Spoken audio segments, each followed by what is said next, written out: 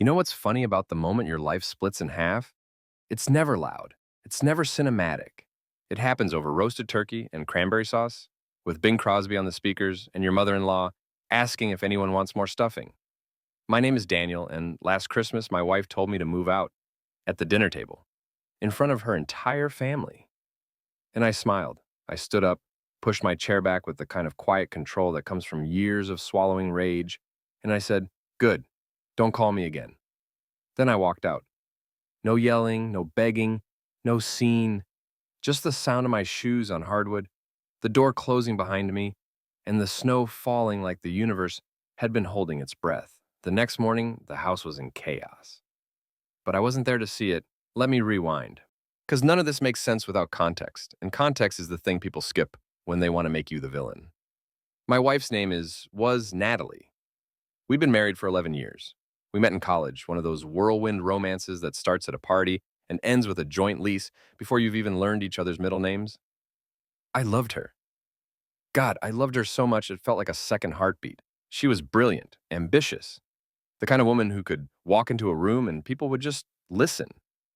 She worked in corporate consulting, the type of job where you're always on a flight to somewhere important, always holding a phone to your ear like it's an extension of your skeleton. I was a software engineer. Steady, quiet. The guy who showed up on time, did the work, didn't make waves. I worked from home most days, which meant I also picked up the groceries, did the laundry, kept the house running. It wasn't a big deal. I didn't mind. I thought we were a team. But somewhere along the way, Natalie stopped seeing me. Not in the way you'd think. She didn't cheat, at least not physically, but emotionally. She'd checked out years ago. I was furniture, dependable, boring there. Her family loved to remind me of that. Natalie's family was a lot. Her mother, Patricia, was one of those women who smiled with her mouth but never her eyes. Her father, Richard, was a retired executive who treated every conversation like a boardroom negotiation. Her younger brother, Tyler, was a walking trust fund with a finance degree he'd never used and an ego the size of Texas. They were wealthy, old money wrapped in new ambition, and they made sure I knew I didn't quite belong. "So, Daniel," Patricia would say at every gathering, her voice dripping with faux interest. "Still working from home, I see?" Translation: "Still not important enough to need an office." "Yep," I'd say, smiling. "Keeps me flexible." Tyler would snort into his bourbon. Flexible. That's one word for it. Natalie never defended me. She'd laugh it off, change the subject, pretend it was all in good fun. It wasn't. But I didn't leave. I stayed. I stayed because I loved her. Because I thought love was enough. Because I believed that if I just kept showing up, kept being patient, kept being good, she'd remember why she married me. Spoiler alert, she didn't. The first time I realized something was fundamentally wrong was on our ninth anniversary. I'd planned everything, made reservations at the restaurant where we had our first date, bought her favorite flowers, white peonies, the kind that cost $40 a stem, but were worth it because they made her smile. I even took a half day off work, which for someone who worked from home meant actually logging off at noon instead of staying glued to my laptop until midnight. She forgot. Not in a, "oh, honey, I'm so sorry, work was crazy" way. In a, "wait, that's today" way. I was standing in the kitchen when she came home at 8:30, still in her work clothes, her briefcase in one hand and her phone in the other. It's tea," I said, holding the flowers. "Ready to go?" She looked at me like I'd spoken in a foreign language. Go where? Dinner. Our anniversary? The realization dawned on her face slowly, like she was loading a web page on dial-up internet. "Oh, God, Daniel, I'm sorry. I have this presentation tomorrow, and I really need to prep." I stood there, holding $40 Aston peonies, watching her not even try to fix it. "Can we reschedule?" she asked, already moving toward her laptop. "Sure," I said. We never did. The flowers died on the kitchen counter 3 days later. I threw them out myself. Natalie never mentioned them again. After that, things started to shift in ways I couldn't quite name. It was like watching a photograph fade in sunlight. Slow, imperceptible at first, then suddenly undeniable. She stopped asking about my day, stopped telling me about hers. We'd sit at dinner on the rare nights she was home for dinner, and the silence between us was so thick it had texture. I tried to fill it. I'd tell her about a project I was working on, some new feature I'd debugged, and she'd nod while scrolling through her phone, offering nothing but, "That's nice," and I started to wonder if she was having an affair. I didn't want to be that guy. The paranoid husband who checks his wife's phone, who lurks outside her office, who becomes a cliche. But the signs were there. The late nights, the sudden work trips that she'd mention only the morning she was leaving. The way she tilted her phone away from me when she texted. So one night, when she was in the shower, I looked.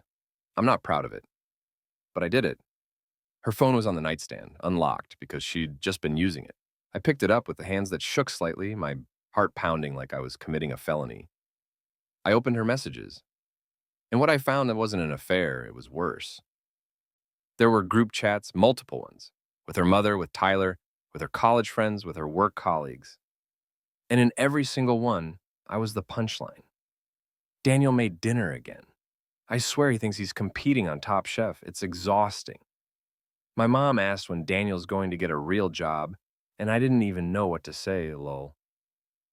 I love him, but God, he's so boring. Like, we went to a party last week, and he literally stood in the corner the whole time. Daniel wanted to talk about our relationship tonight. I told him I was tired. I can't deal with his neediness right now. I read them all, every dismissive comment, every eye roll captured in text, every casual cruelty delivered with a LOL or an emoji. My hands stopped shaking. I wasn't angry, not yet. I was just hollow. I took screenshots. I don't know why. Instinct maybe, or some deep primal part of my brain that understood I'd need proof later. Then I put her phone back exactly where I'd found it. When she came out of the shower, I was in bed, pretending to read. "You okay?" she asked, toweling her hair. "Fine," I said. And I was, in a way, because I'd just learned something crucial. She didn't love me anymore. Maybe she never had. Maybe I'd been a convenient placeholder, a stable foundation she could build her life on while she figured out what she really wanted. And what she really wanted wasn't me. I didn't confront her. I know. That's what you're supposed to do, right? Sit down, have the hard conversation, go to therapy, fight for your marriage. But here's the thing. I'd been fighting for our marriage alone for 2 years. I'd been the one suggesting date nights, the one asking if we were okay, the one trying to keep us afloat while she seemed perfectly content to let us sink. I was tired. So instead of confronting her, I started documenting.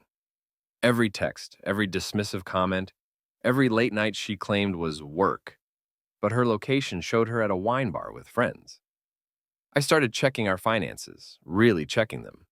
We'd always kept separate accounts, her idea, because she said it was more modern and less codependent.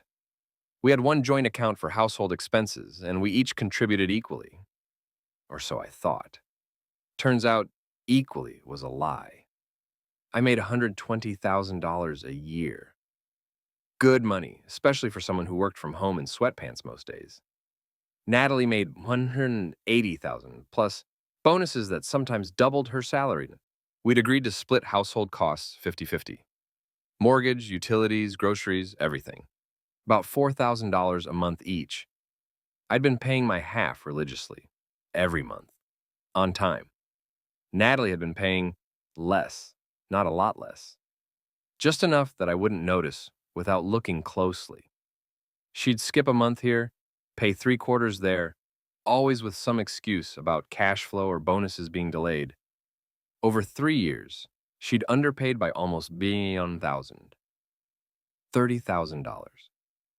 I sat at my desk, staring at the spreadsheet I'd built, and I felt something crack inside me.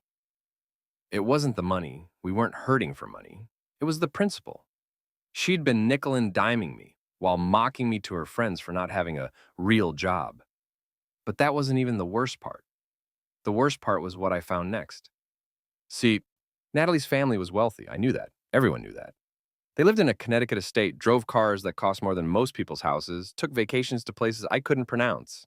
But Natalie always acted like she was financially independent, like she'd built her success on her own merit, without any help from mommy and daddy. It was a point of pride for her. She'd talk about it at parties, in interviews for industry magazines, in casual conversations with friends. I didn't want to rely on my family's money. I wanted to make it on my own. Noble, right? Except it was complete bullshit. I found the trust fund documents in a folder on our shared cloud storage. She'd labeled it Insurance Old Policies, probably figuring I'd never look there. Patricia and Richard had set up a trust for Natalie when she turned 30, $2 million, fully vested, accessible whenever she wanted. She'd never mentioned it, not once.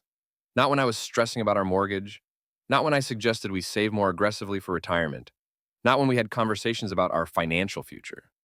She had $2 million sitting in an account, and she'd let me believe we were building everything from scratch together.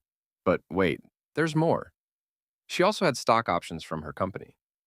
Her job offer had included equity, standard for VPs at her level, but she'd never told me how much. Turns out, it was about $500,000, and she had another investment account, one I'd never seen on any of our joint financial reviews. Another $300,000, built up over years of bonuses I'd never known the full extent of. My wife, the woman I'd been married to for 11 years, the woman I'd built a life with, had close to $3 million in assets I didn't know about. While I was carefully budgeting our grocery bills and skipping vacations to save money, I didn't scream, I didn't throw things.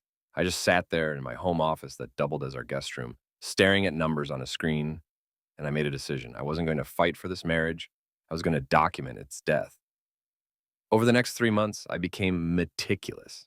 I saved every text where she mocked me, every email where she discussed financial strategies with her mother, strategies that explicitly excluded me, every receipt that showed her spending thousands on herself while claiming we needed to tighten our belts. I found emails between her and Patricia discussing the best way to protect the assets in case of divorce. They'd been planning for this, preparing for it, treating our marriage like a business deal that might go south. There was even a draft divorce petition, already written, already reviewed by her lawyer, family friend, of course. She'd been planning to leave me on her timeline, in her way, probably after she'd moved enough assets around to ensure I couldn't touch them. I learned that in our state, anything earned or acquired during the marriage was technically marital property. That trust fund she'd inherited? Separate property. But her salary, her bonuses, her stock options, marital. She'd been quietly working with her lawyer to classify as much as possible as separate or premarital, even though we'd been married for 11 years and most of it had been earned during that time. She was going to blindside me with divorce papers, claim I was entitled to half of our shared assets, while hiding the majority of her wealth, and then paint herself as the generous one for letting me keep the house we'd bought together. The house I'd been paying half the mortgage on while she stockpiled millions. I should have been devastated. I should have been furious. But instead, I felt clear. For the first time in years, I saw our marriage for exactly what it was, a performance. I was the supporting actor in Natalie's one-woman show, and my role was to make her look good. The devoted husband, the stable home life, the proof that she could have it all. And when I was no longer useful, she was going to write me out of the script. But here's what Natalie didn't understand about me. I'm a software engineer. I solve problems, I debug, I find the broken code, and I fix it. And if I can't fix it, I document it so thoroughly that everyone can see exactly where it broke and why. So that's what I did. I created a folder, a comprehensive, meticulously organized folder of evidence. Bank statements showing her hidden accounts and my faithful payments. Emails between her and her mother planning the exit strategy. Text messages where she mocked me to friends and family. The draft divorce petition with notes in the margins like, ensure Daniel doesn't claim stock options, and trust fund remains separate, confirm with lawyer. Financial records showing years of her underpaying household expenses while building her secret empire. Screenshots of her social media posts where she claimed to be self-made while living off a multi-million-dollar trust fund. A timeline, a spreadsheet, cross-reference documentation showing the pattern of deception going back years. I even found her journal, the one she kept in the Evernote app she thought I didn't know about. Entries where she wrote about how suffocating I was, how small our life felt, how she deserved more. I took screenshots of those too. Not to be cruel, not to hurt her, but because I knew that when she finally decided to pull the trigger, she'd control the narrative. She'd tell everyone I was the problem, the anchor, the reason she couldn't thrive.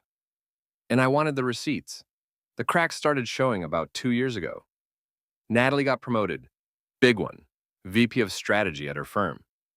More money, more travel, more status. I was proud of her.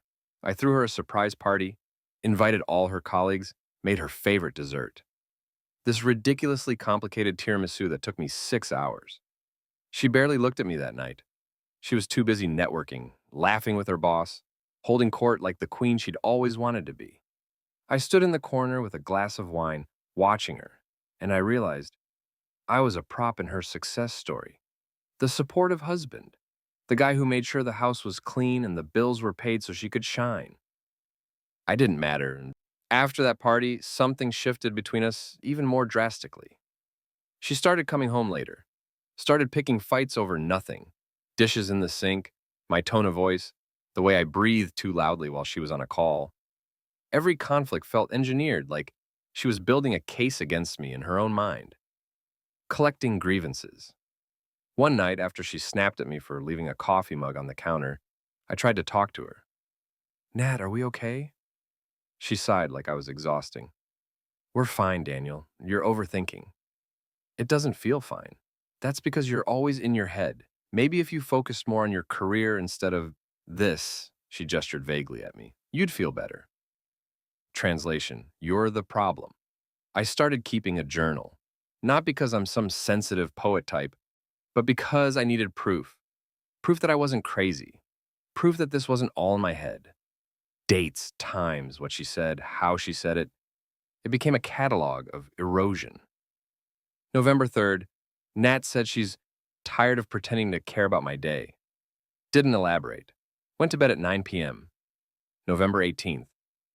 Family dinner. Tyler made a joke about me being a house husband. Nat laughed. Didn't correct him. December 10th. Asked if she wanted to do something for our anniversary. She said she had a work trip. I checked her calendar. No trip. December 15th. Came home to find her on the phone with her mother. Heard her say, I know, I just need to time it right. They went silent when I walked in. I wasn't stupid. I knew what was happening. I was being phased out. But here's the thing about being a software engineer.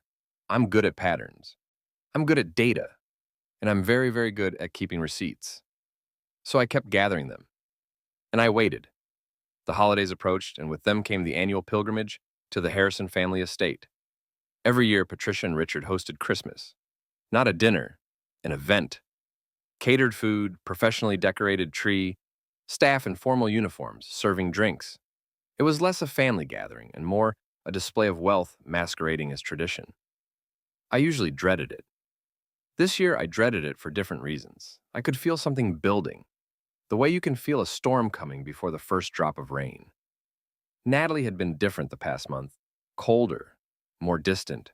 She'd moved into the guest room permanently, claiming my snoring had gotten worse. She stopped asking about my work, stopped asking about anything. Our conversations, when we had them, were transactional. Can you pick up my dry cleaning? Did you pay the electric bill? I'll be late tonight.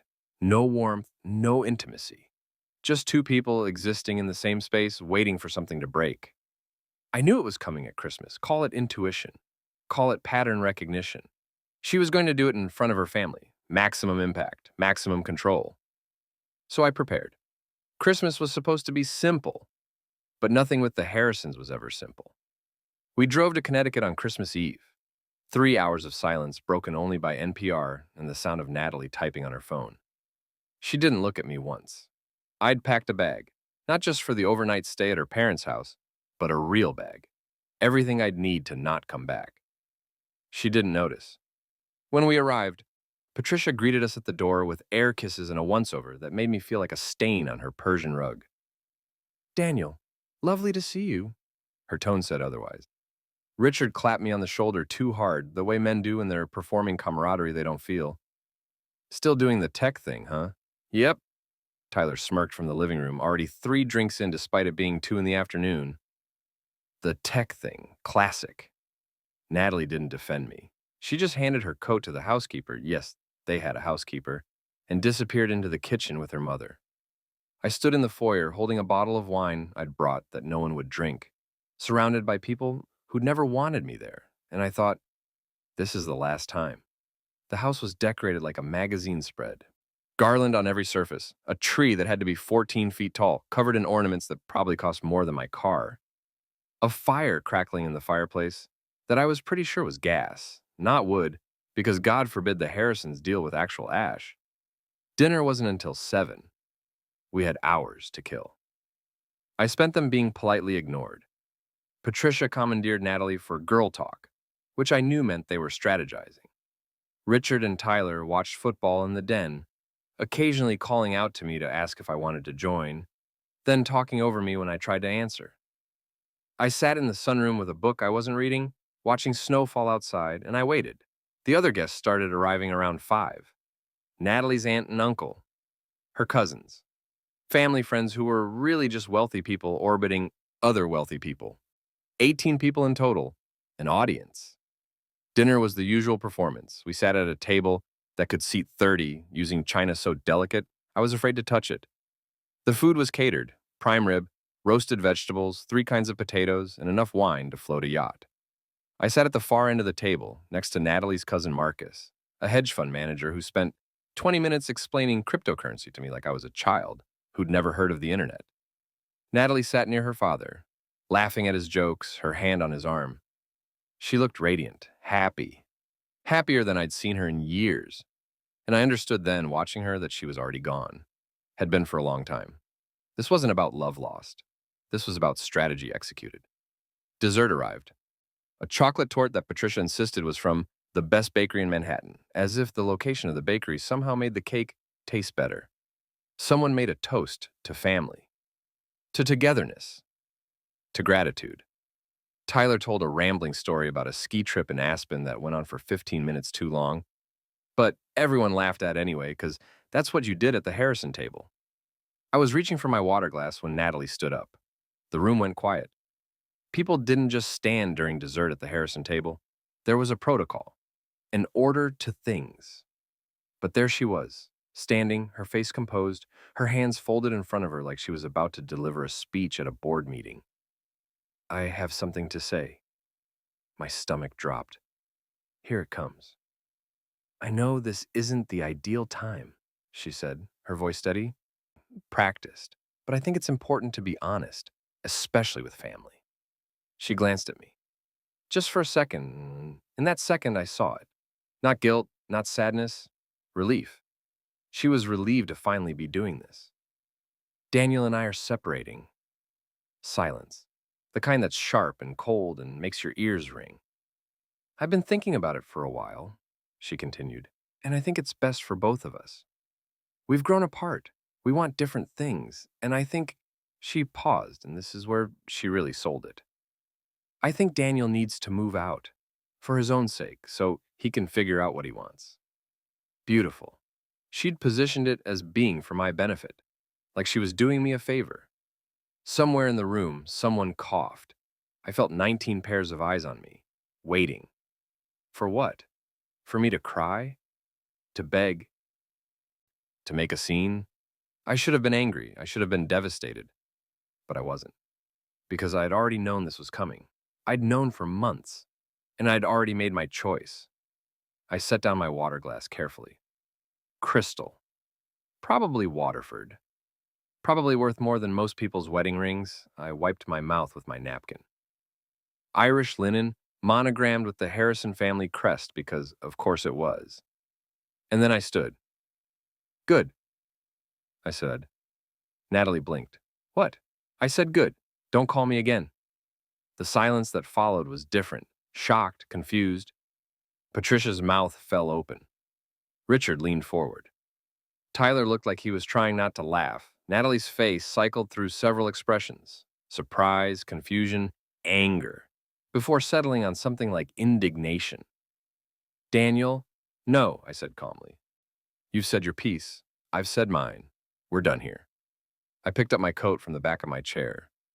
I'd kept it there, draped over the seat, even though Patricia had tried to take it when I arrived. Old habit from growing up without money. Keep your exit accessible. I didn't look at anyone. Didn't say goodbye, didn't explain, I just walked. Through the dining room, my footsteps too loud on the marble floor. through the foyer, past the 14-foot Christmas tree and its ornaments that cost more than my car. Out the front door into the snow. Behind me, I heard chaos erupt. Voices rising. Natalie calling my name, sharp and commanding, like she could summon me back through sheer force of will. I didn't turn around. I'd parked my car on the street, not in the circular driveway with everyone else's luxury vehicles, but out on the actual streets, because some part of me had known I'd need a clean escape. I got in, started the engine, and I drove away. I didn't cry. I didn't shake. I felt light, like I'd been carrying a weight I didn't even know was there, and someone had finally cut the straps. I drove for an hour before I even thought about where I was going, just pointed the car toward the highway and went. Eventually, I ended up at a hotel. A decent one. Not too expensive, but nice enough. The kind of place business travelers stay. Anonymous. Clean. I checked in, went to my room, and sat on the edge of the bed. And then I started laughing. Not hysterical laughter, not angry laughter, just relief. I'd done it. I'd walked away. And it felt incredible. I didn't sleep much that night. I lay in that hotel bed when staring at the ceiling, thinking about the look on Natalie's face when I said good. She'd expected me to fight, to beg, to give her the satisfaction of my pain. Instead, I'd given her nothing. And that, I realized, was the most powerful thing I could have done. Around 3 in the morning, my phone started buzzing. Texts, calls, voicemails, all from Natalie. I didn't read them, didn't listen. Just turned the phone face down on the nightstand and went back to staring at the ceiling. Whatever she had to say, I didn't care. We were done. I woke up to 17 missed calls. Natalie, Patricia, Tyler. Even Richard. And a voicemail from Patricia that was so venomous, I almost admired it. Daniel, I don't know what kind of stunt you think you're pulling, but you do not walk out of a family gathering like that. You embarrassed Natalie. You embarrassed all of us. You need to call her back immediately and apologize. Apologize for what? For not performing my assigned role of devastated, blindsided husband? I deleted the voicemail. I ordered room service, eggs Benedict, because why the hell not, and opened my laptop. Time to see what kind of damage control Natalie was attempting. She'd posted on Facebook.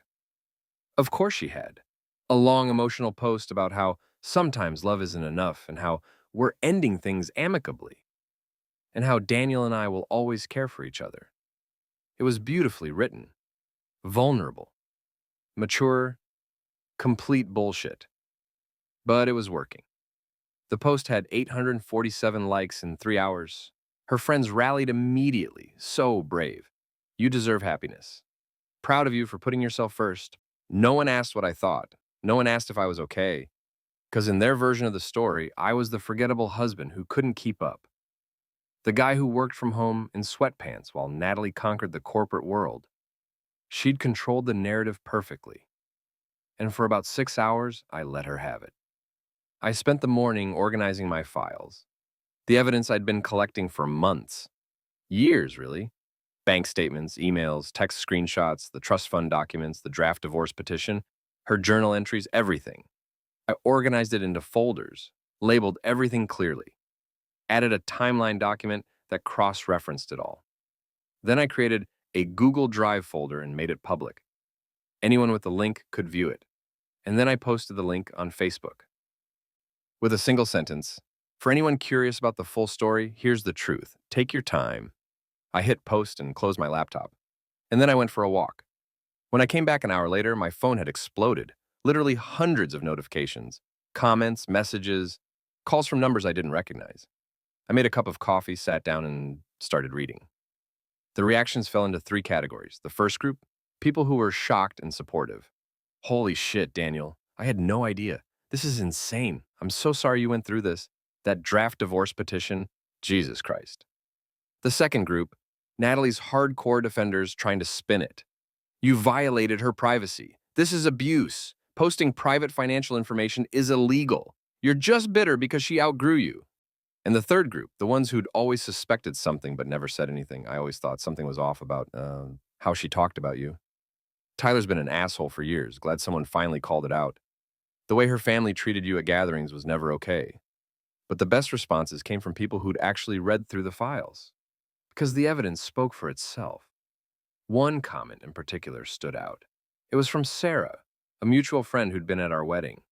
She'd always been kind to me, but I'd assumed she was Team Natalie. I just spent 2 hours reading through everything. Daniel, I'm so sorry.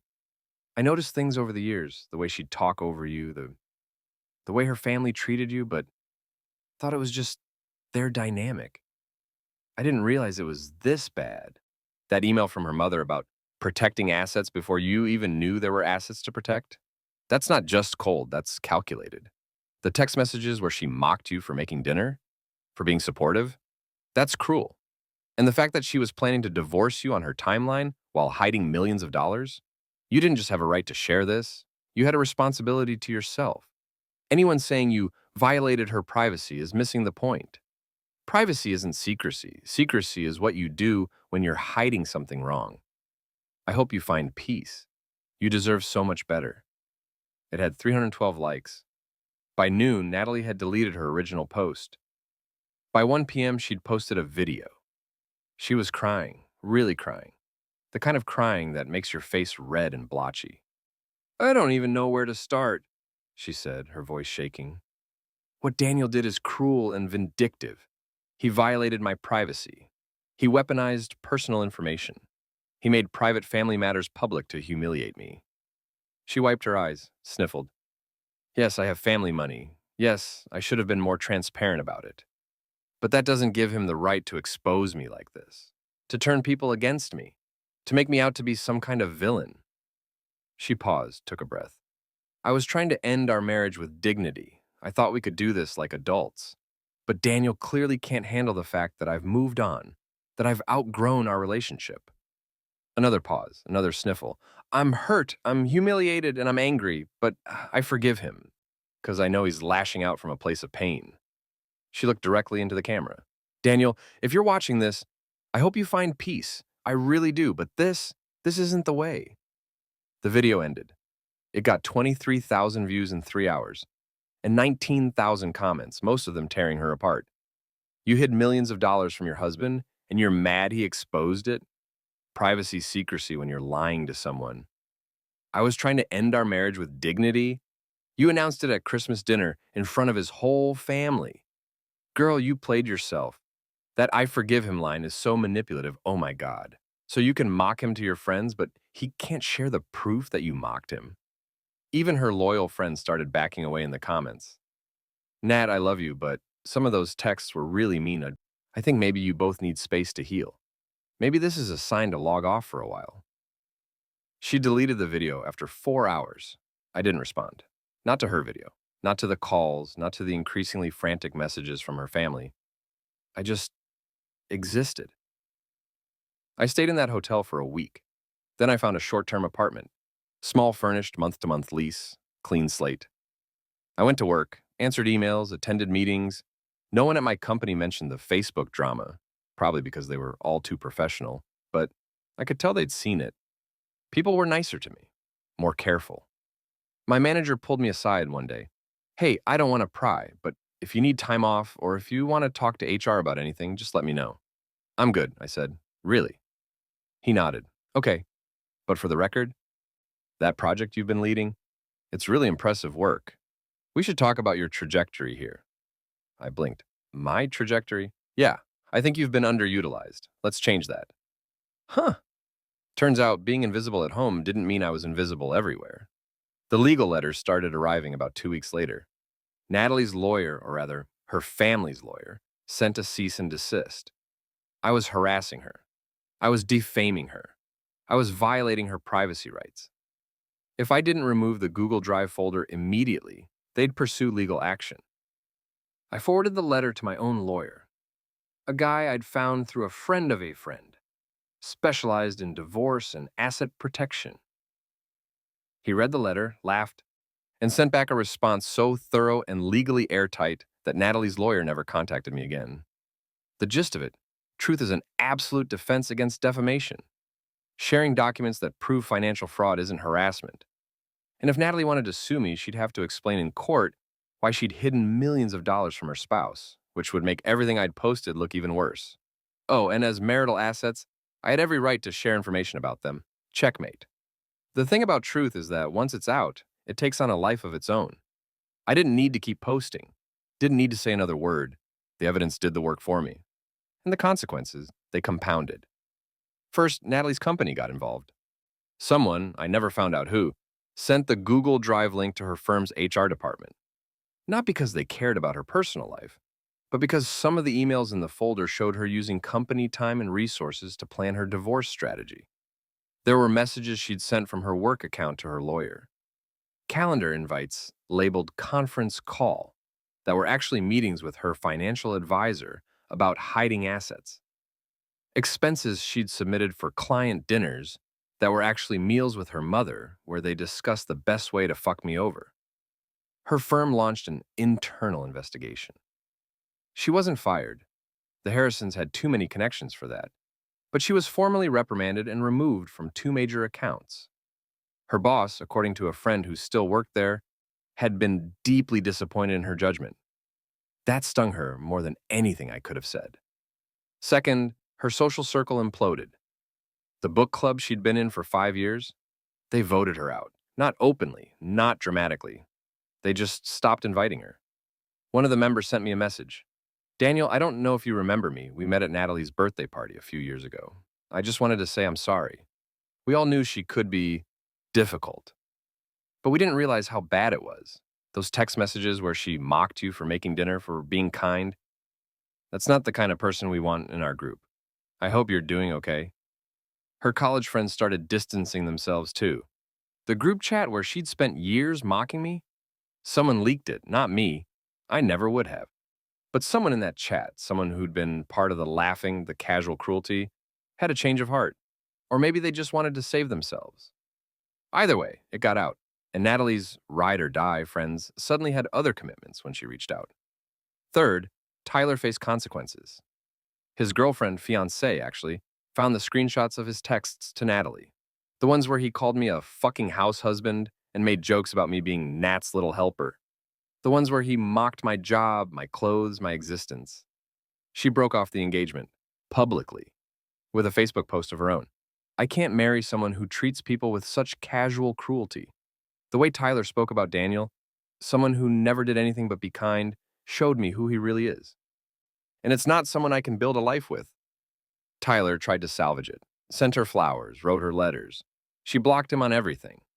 According to mutual friends, he spent 3 weeks drunk at his parents' house, raging about how I'd ruined his life. I hadn't ruined anything, I just turned on the lights. Fourth, and this is the one that surprised me most, Patricia and Richard turned on Natalie. Not publicly. The Harrisons don't do scandal, but privately, they cut her off. I heard about it through Richard, actually. He reached out about a month after Christmas, asked if we could meet. Just the two of us. No lawyers, no drama.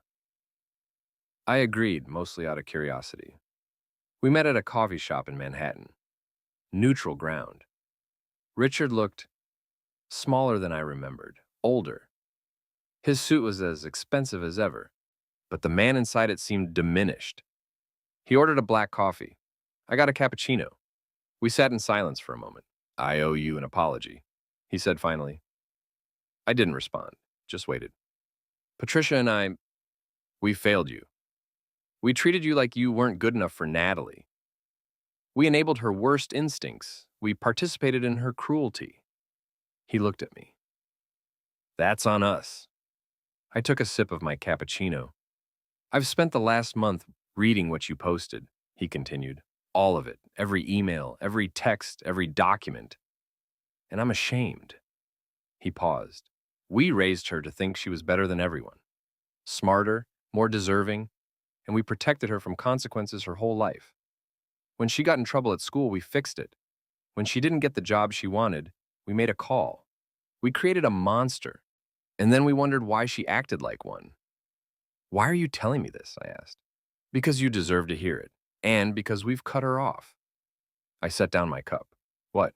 Financially, emotionally, all of it, he sighed. Patricia was humiliated by what came out. Not because it reflected badly on Natalie, but because it reflected badly on us, on our family, on our legacy. Of course, the Harrisons cared about their image above everything.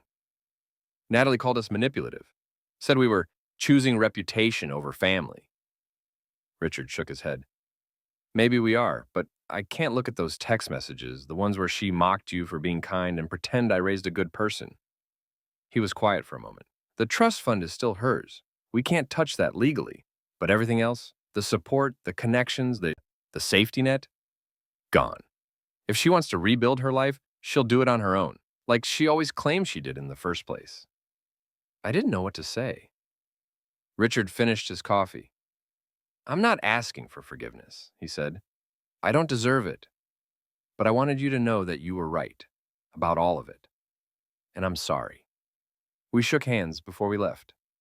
As I walked out into the cold, I realized I didn't feel triumphant, just tired. Spring came early that year. By March, the snow had melted, the trees were budding, and I'd moved into a new place. A condo, 10th floor, river view, small, but mine. Actually mine. I'd used my share of our marital assets, money I was legally entitled to, despite Natalie's attempts to hide it, to make a down payment. My lawyer had been ruthless. Went through everything with a microscope. Proved that Natalie's salary, bonuses, and stock options earned during our marriage were marital property, regardless of her attempts to classify them otherwise. The settlement took 4 months to finalize. I got half of everything she'd earned during our marriage, including the stock options she'd pretended didn't exist. It came out to about $480,000. Not life-changing money, but enough to start fresh. Natalie fought it every step of the way, filed motion after motion, tried to argue that I wasn't entitled to her hard-earned success. The judge shut her down every time. Mrs. Harrison, he'd said during one hearing, you can't claim to have been transparent about marital finances while simultaneously hiding $2.8 million in assets from your spouse. Your credibility on this matter is non-existent. That was a good day. I started running again, and something I'd given up when Natalie complained about me waking her up early, about my running shoes cluttering the hallway, about the sound of the shower afterward. Now I ran every morning along the river, watching the sunrise, feeling my lungs burn in the cold air. It felt like breathing for the first time in years. I joined a book club. Not the kind where you pretend to read literary fiction you hate. The kind where you actually talk about books you love. We met every other Tuesday at a local coffee shop. 8 people, ranging from a retired teacher to a college student to a guy who drove a garbage truck and had the most insightful takes on Dostoevsky I'd ever heard. No one knew about my divorce, no one asked. I was just Daniel, the software engineer who liked science fiction and always brought good snacks. It was perfect. I went on a trip to Iceland, solo. Just me in a rented car, and the kind of silence that heals. I saw the northern lights on my 3rd night there, stood on a ridge outside Reykjavik, watching green and purple dance across the sky. And I cried, not from sadness, from relief. I was free. Actually, genuinely free. No one was mocking me. No one was diminishing me. No one was keeping score of my inadequacies. I was just me and me. For the first time in over a decade, that was enough. I didn't date. People asked, and friends tried to set me up. You're a catch, Daniel. You should get back out there. But I wasn't ready. Maybe I wouldn't be for a long time. I needed to remember who I was without someone else's opinion of me clouding the mirror. So I focused on myself. I took a pottery class. Turns out I'm terrible at pottery, but it was fun to try. I learned to cook properly. Not just throw together a meal so we don't starve, but actual technique. Knife skills. Sauce fundamentals. I made a cassoulet from scratch that took 3 days and tasted like fucking heaven. I reconnected with old friends, people I'd lost touch with during my marriage because Natalie found them boring or not worth the time. Turns out they were great, and they were just happy to have me back. Work got better too. That promotion my manager mentioned, it came through. Senior software architect, 20% raise, leadership role. I was good at my job. I'd always been good at my job. I just hadn't been seen. Now I was. And it felt validating. Not because I needed external validation, but because I'd spent so long being told I wasn't enough that it was nice to be reminded I was. Natalie tried to reach out. Once, 6 months after the divorce was finalized, an email, long, rambling, defensive, but with glimmers of something that might have been self-awareness. Daniel, I know I'm probably the last person you want to hear from, and I don't blame you. I've spent the last 6 months in therapy. a lot of therapy. And I'm starting to understand things about myself that I wish I'd understood years ago. I was cruel to you. I was selfish. I treated you like you were disposable, like you were just there to support my life without having a life of your own. I told myself it was because we'd grown apart, that you weren't ambitious enough, that you didn't challenge me. But the truth is, you did challenge me, just not in the ways I valued. You challenged me to be kind, to be present, to see value in quiet, steady love instead of constant achievement. And I failed. I chose status over substance. I chose my family's approval over your dignity. I chose the version of myself that looked good on paper over the version that could have been happy. I'm not asking for forgiveness. I don't deserve it. And I'm not asking to get back together. That ship has sailed, and I'm the one who sank it. I just wanted you to know that I see it now. I see what I did, and I'm sorry. I know sorry doesn't fix anything. I know it doesn't undo the years of dismissing you, mocking you, planning to leave you while pretending everything was fine. But it's the truth. You deserve better. You deserve someone who saw you for who you are instead of resenting you for who you weren't. I hope you found peace. I hope you found people who value you the way I should have. And I hope someday I can become the kind of person who deserves peace too. Natalie. I read it 3 times, and then I closed my laptop without responding. Not because I was angry, not because I was holding a grudge, but because there was nothing left to say. She was right. She had been cruel. She had been selfish. And her apology, while maybe genuine, didn't change anything. I'd already moved on. I didn't need her to acknowledge my worth. I knew my worth. And I didn't need closure from her. I'd already given it to myself. I heard through mutual friends that she moved to California, new job, smaller company, fresh start. Her family still wasn't speaking to her. Patricia, apparently, considered the entire situation a permanent stain on the Harrison name. Tyler got a new girlfriend. Didn't invite Natalie to the wedding when they got engaged 8 months later. Richard sent me a Christmas card. Just a card. No letter. Just his signature and Patricia's. And a single sentence, handwritten at the bottom, wishing you peace. I put it on my fridge. Not because I'd forgiven them, but because it was a nice gesture. And I was learning to accept nice gestures without needing them to mean more than they did. A year after Christmas dinner, I was sitting on my balcony, drinking coffee, watching the sun come up over the river. It was cold, early January, the kind of cold that makes your breath visible. But I didn't mind. I'd learned to appreciate discomfort. It meant I was alive, present, not sleepwalking through someone else's life. People still ask me about it sometimes, friends, colleagues, strangers who'd somehow heard the story. Do you regret posting all that? No. Do you think you were too harsh? No. Did you do it for revenge? This one I had to think about because the honest answer was complicated. Did I want Natalie to face consequences? Yes. Did I want her to feel the humiliation she'd put me through? Maybe, but more than that, I wanted the truth to exist somewhere other than inside my head. I wanted proof that I wasn't crazy, that her dismissal of me, her cruelty, her lies, they were real, and I wanted other people to see it, not to destroy her, but to protect myself, because I knew that without evidence, her version of the story would have won. She would have been the brave woman who left an unfulfilling marriage, and I would have been the forgettable husband who couldn't keep up.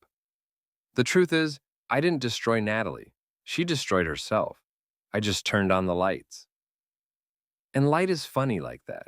It doesn't apologize. It doesn't negotiate. It just shows you what's there, whether you want to see it or not. If you've ever been made to feel small, listen to me. You're not crazy. You're not overreacting. You're not too sensitive. You're just finally seeing things clearly. And clarity, real clarity, is the most powerful thing you can have. The people who diminish you do it because they need you to stay small. Your smallness makes them feel big. Your silence makes their lies easier to maintain, and your compliance makes their control absolute. But you're not small. You never were. You were just surrounded by people who needed you to believe you were. When someone shows you who they are, believe them. When someone treats you like you're disposable, let them dispose of you. and then walk away with your dignity intact. You don't owe anyone your diminishment. You don't owe anyone your silence. You don't owe anyone the performance of heartbreak they expect from you. You owe yourself the truth. And sometimes the truth is that walking away is the most loving thing you can do for yourself. I think about that Christmas dinner sometimes, the moment Natalie stood up and told 19 people I needed to move out, the moment I said, good, and walked away. And I realized that was the moment I saved myself, not by fighting, not by begging, but by refusing to play the role she'd assigned me. She wanted me to be devastated, diminished, desperate. Instead, I was calm, clear, gone. And that was the most powerful thing I could have done. Freedom isn't always loud. Sometimes it's just the sound of your footsteps on hardwood, the door closing behind you, the engine starting, the snow falling, like the universe is holding its breath, and you driving away, not looking back. Natalie was wrong about a lot of things, but she was right about one. I did need to move out, not for the reasons that she thought, but because I needed to move out of the story she was writing for me. The story where I was small, forgettable, lucky to have her. I needed to write my own. And here's what I've learned. Writing my own story, I'm not defined by who loved me poorly. I'm not diminished by who failed to see my worth. I'm not destroyed by who tried to erase me. I'm defined by what I do when the lights come on, by whether I shrink or stand, by whether I accept the narrative or write my own. I stood, I wrote my own, and I've never felt freer. If you're reading this and you're in a relationship where you feel invisible, where you feel mocked, dismissed, tolerated instead of treasured, please hear me. You deserve better. You deserve someone who sees you, who values you, who doesn't keep score of your inadequacies but celebrates your existence.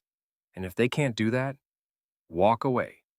Not with drama, not with destruction, but with dignity, with clarity, with your truth in your pocket and your head held high. And don't look back, because the people who deserve you will find you. The life that fits you will unfold. And the person you become, on the other side of that door closing behind you, that person is worth meeting, I promise. 2 years after that Christmas dinner, I was sitting in my favorite coffee shop, the one where the book club met, when I saw her, Natalie. She was across the street, getting out of an Uber, wearing a coat I didn't recognize. She looked different, thinner, tired, less polished, human. For a second, our eyes met. She froze. I didn't. I just looked at her.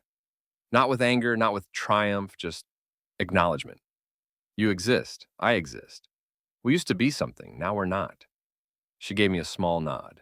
I nodded back, and then she walked away. I finished my coffee, picked up my book, and went home.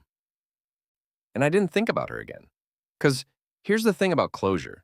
You don't get it from the people who broke you. You get it from yourself, from deciding that their version of you doesn't define you, from building a life that doesn't need their approval to be valid, from waking up one day and realizing you haven't thought about them in weeks. That's closure. And it's so much more powerful than anything they could ever say. I'm happy now, actually genuinely happy. Not in a I'm pretending everything's fine way. In a I wake up grateful for my life way. I have friends who value me, work that fulfills me, hobbies that challenge me, space to breathe, freedom to exist without apology. I started dating someone about a year ago. Her name is Maya. She's a high school chemistry teacher with a laugh that sounds like wind chimes and a way of seeing the world that makes everything feel possible. She knows about Natalie, about the divorce, about the Facebook post. And she doesn't see me as damaged. She sees me as someone who had the courage to walk away from something that was killing him slowly. You saved yourself, she said once, when we were talking about it. That's not something a lot of people can do. Maybe she's right. Maybe I did save myself, and maybe that's enough. Last month, I got an email from Tyler, subject line, I'm sorry, old. I almost deleted it without reading. But curiosity got the better of me. Daniel, I know I don't have the right to reach out. I know I was a dick to you for years. And I know sorry doesn't fix anything. But I wanted you to know that I've been in therapy, working on my shit. And I've realized that the way I treated you, the jokes, the dismissiveness, the cruelty, that was about me, about my own insecurities, about needing to feel superior to someone because I felt like a failure everywhere else. You were kind, you were steady, you showed up. and I punished you for it because it highlighted everything I wasn't. I don't expect you to forgive me. I don't even expect you to respond. I just wanted you to know that I see it now. What I did, who I was. And I'm sorry, Tyler. I read it twice, and then I wrote back. Tyler, thank you for this. It takes guts to apologize, especially when you know you might not be forgiven. I appreciate your honesty, and I hope therapy is helping you become the person you want to be. I'm not angry anymore. I don't think I have been for a while, but I also don't think we'll be friends. Not because I'm holding a grudge, but because I've learned to protect my peace. And that means being selective about who I let into my life. I wish you well, Daniel. I hit send and I felt nothing. No satisfaction, no vindication, just neutrality. He was becoming a better person. Good for him. But he wasn't my responsibility. And I didn't owe him my time or energy just because he'd finally developed self awareness. That's the thing about healing. You stop needing people to change. You stop needing them to see what they did wrong. You stop needing their apology to feel whole because you've already built wholeness from the inside. And once you have that, their validation stops mattering. I think about the man I was 2 years ago, standing in that dining room, hearing Natalie tell everyone I needed to leave, feeling 19 pairs of eyes on me, waiting for me to break.